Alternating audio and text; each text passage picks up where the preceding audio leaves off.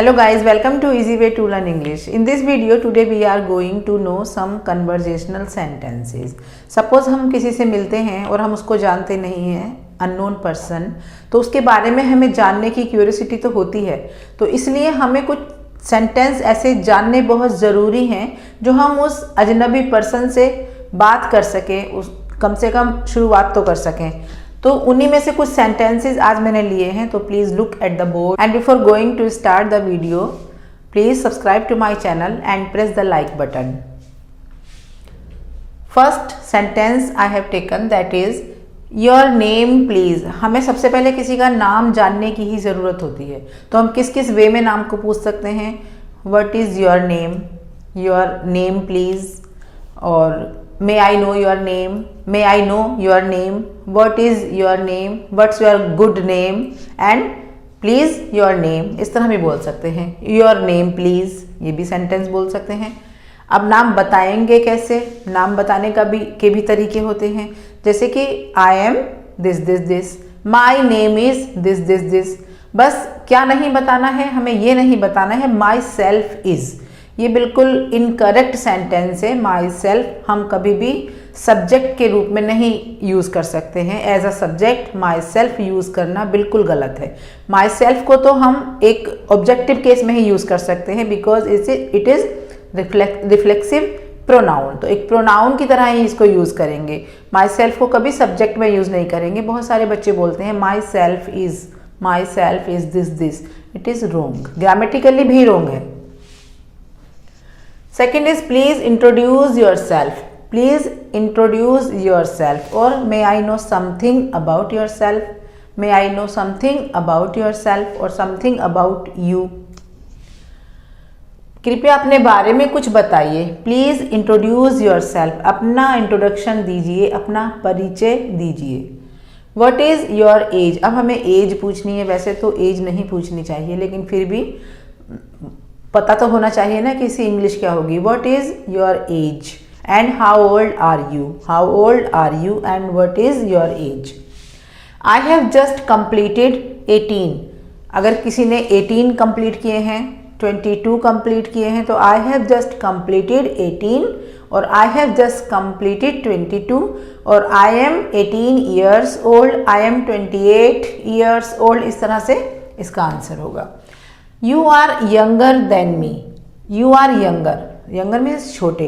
तुम मुझसे छोटे हो। कंपैरेटिव डिग्री का यूज हुआ है, मेरा और तुम्हारा कंपैरिजन हुआ है, तो you are younger than me और you are older than me। अगर बड़े हैं तो older than me और छोटे हैं तो younger than me।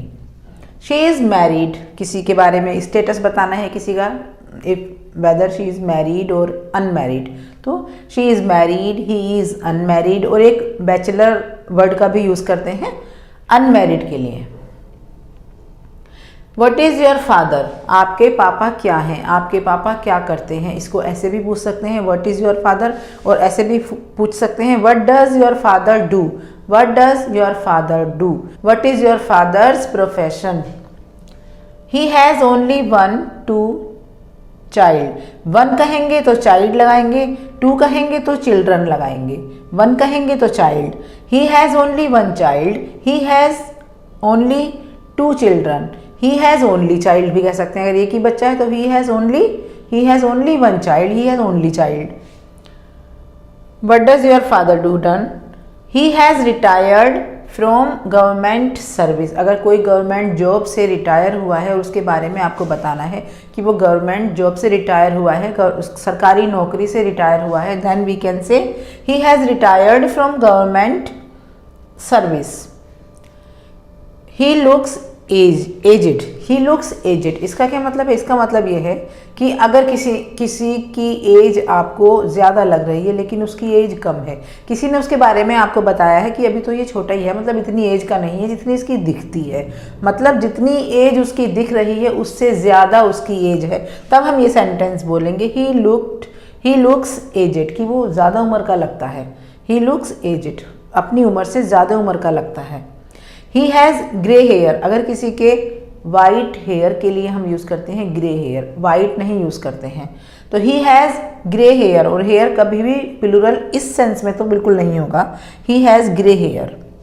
Do you dye your hair? Do you dye, dye का मतलब होता है कलर करना, कलर करना। एक डाई और होता है DIE, डाई, डाई मीन्स और dye, DYE dye, die means मरना या बहुत ज़्यादा थका हुआ होना, बहुत या मतलब मर जाना, लाइफ लेस हो जाना। डाई मीन्स रंगना, कलर करना। दोनों ही वर्ब हैं, दोनों ही वर्ब हैं। Do you dye your hair, क्या तुमने अपने बाल कलर किए हैं?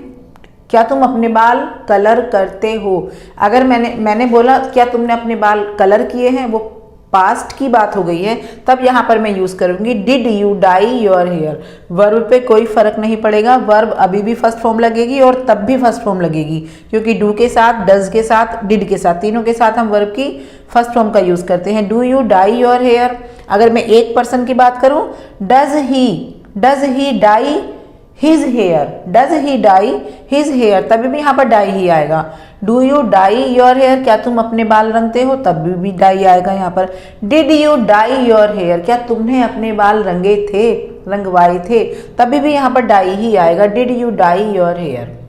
You look younger than your age, you look younger, तुम अपनी उम्र से, यहाँ भी कंपैरिजन हो रहा है उम्र के साथ कि तुम अपनी उम्र से कैसे लगते हो, यंगर लगते हो, तुम जितनी तुम्हारी उम्र है। यहाँ हमने देखा था कि you are younger than me, नहीं, यहाँ पर हमने देखा था ही लुक्स एजेड, कि वो जितना है उससे ज़्यादा एज का लगता है। यहाँ पर हम देख रहे हैं यू लुक यंगर, तुम छोटे लगते हो, देन योर एज, तुम अपनी उम्र से छोटे लगते हो। यहाँ हम ओल्डर भी बोल सकते हैं, you look older than your as, कि जितनी तुम्हारी उम्र है तुम अपनी उम्र से बड़े लगते हो। यंगर है तो छोटे लगते हो, दोनों ही सेंस में इस सेंटेंस को बना सकते हैं। और ये वाले भी करेक्ट स्ट्रक्चर है, हम ऐसे भी बना सकते हैं, ही लुक्स एजेड और he looks younger. You are just a kid, you are just a kid, हम बहुत ऐसे ही बोल देते हैं, अभी तो तुम बच्चे हो, अभी तुम बच्चे हो, तो you are just a kid, you are just a kid. Our eldest brother lives separately, हमारे बड़े भाई हमसे अलग रहते हैं, मतलब आवर एल्डेस्ट ब्रदर, सबसे बड़े भाई अलग रहते हैं। एल्डेस्ट कौन सी डिग्री है? एल्डेस्ट डिग्री, एल्डेस्ट का मतलब होता है सबसे बड़े, और this is superlative degree of adjective, adjective की सुपरलेटिव डिग्री है। एक वर्ड है ओल्ड, ओल्ड मीन्स बड़ा या पुराना, एल्डर, एल्डर मीन्स भी बड़ा या पुराना, ये इसका कंपैरेटिव डिग्री है। और इसी की एक और कंपैरेटिव डिग्री होती है ओल्डर, दोनों ही इसकी कंपैरेटिव डिग्री है, ओल्ड की, ओल्डर एंड एल्डर। एल्डर हम वहाँ यूज़ करते हैं जहाँ पर हम ब्लड रिलेशन की बात करते हैं, ओल्डर हम ऐसे ही किसी के लिए भी यूज़ कर लेते हैं। तो क्योंकि भाई, बड़े जो भाई हैं वो सगे भाई हैं, मतलब रियल सिस्टर, रियल ब्रदर की बात हो रही, तो अवर एल्डेस्ट, तो वहाँ पर बनेगा एल्डेस्ट, एल्डेस्ट। और ओल्डेस्ट कहाँ बनेगा? ओल्डेस्ट वहाँ बनेगा जहाँ पर हम ब्लड रिलेशन की बात नहीं कर रहे हैं, वहाँ पर उसकी सुपरलेटिव डिग्री बनेगी ओल्डेस्ट। तो ओल्ड की comparative degree older and oldest, जो कि किसी रिलेशन में नहीं है, बस ऐसे ही जान पहचान है या कोई मतलब कोई ब्लड रिलेशन नहीं है, वहाँ पर हम लगाएंगे ओल्डर एंड ओल्डेस्ट। यहाँ पर हम बात करेंगे ओल्ड की एक और कंपैरेटिव डिग्री, जो एक तो ओल्डर थी, दूसरी एक और कंपैरेटिव डिग्री एल्डर, एक और सुपरलेटिव डिग्री एल्डेस्ट। इसकी दोनों ही फॉर्म होती है, मतलब ओल्डर भी होगा, ओल्डेस्ट भी होगा, एल्डर भी होगा, एल्डेस्ट भी होगा। अब ये मैंने आपको बता दिया, ये जो बिल्कुल रिलेशन में नहीं है उनके लिए होगा, जो ब्लड रिलेशन में नहीं है ये होगा जो ऐसे ही कोई जैसे फ्रेंड्स हैं या दूर के रिश्तेदार हैं, उनके लिए हम एल्डर और एल्डेस्ट का यूज़ नहीं करेंगे। तो यहाँ पर ये एल्डेस्ट आया है, इसका मतलब वो ब्लड रिलेशन में है, और इसकी सुपरलेटिव डिग्री होगी एल्डेस्ट और कंपैरेटिव डिग्री होगी एल्डर। ओल्ड सेम रहेगा, ओल्ड के लिए कोई दूसरा वर्ड नहीं है।